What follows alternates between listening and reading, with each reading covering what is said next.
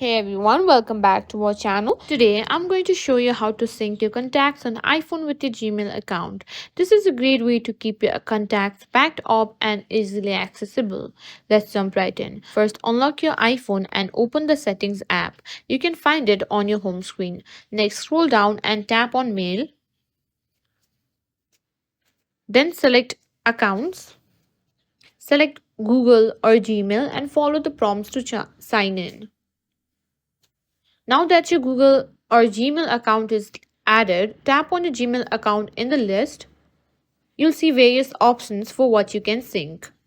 Make sure the contacts toggle is turned on. This will enable your iPhone to sync your Gmail contacts.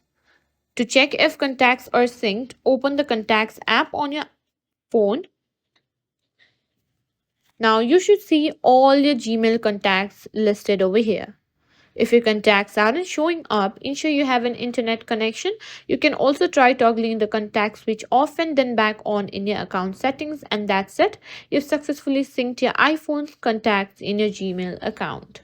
If you found this video helpful, don't forget to like, share, and subscribe to our channel.